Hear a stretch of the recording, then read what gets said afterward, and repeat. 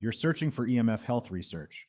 You find a study titled Extremely Low Frequency Electromagnetic Fields Facilitate Proliferation and Functional Differentiation in Spinal Neural Stem Cells. Sounds exactly like what you need, right? Wrong. This study has nothing to do with electromagnetic fields or health effects. It's about artificial intelligence. I'm R. Blank, and today we're examining a critical problem in scientific research databases and what it means when you're trying to find reliable EMF health information. The study in question was conducted by Tang and colleagues and published in 2025. Based on the abstract and methodology, these researchers developed something called DeepSeek R1, an artificial intelligence model that learns complex reasoning through reinforcement learning. The AI showed improved performance on mathematics, coding, and STEM problems compared to traditional training methods. That's interesting for computer science, but it tells us absolutely nothing about how electromagnetic fields affect human biology.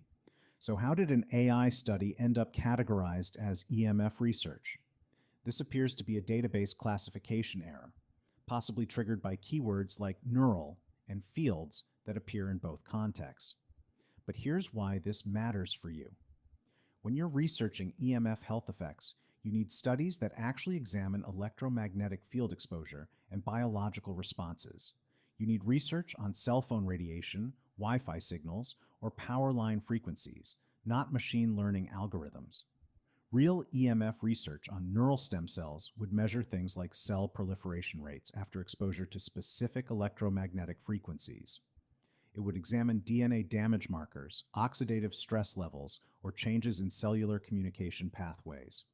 As I explore in my book, Empowered, legitimate EMF studies use controlled exposure systems, measure specific absorption rates, and document biological endpoints.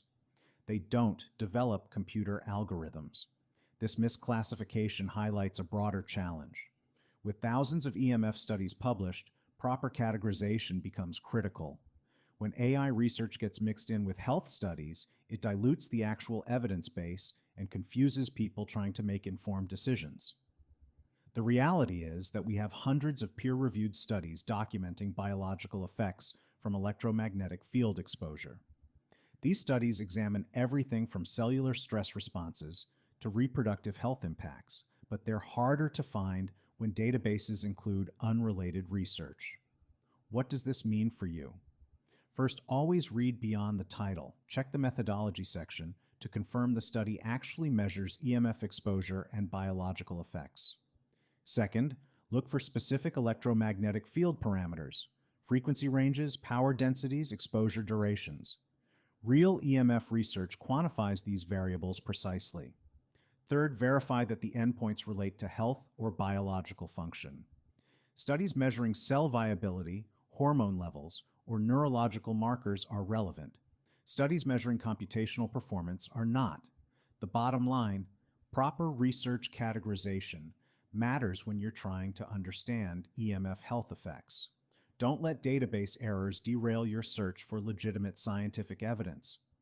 Find the full study and hundreds more at shieldyourbody.com/research.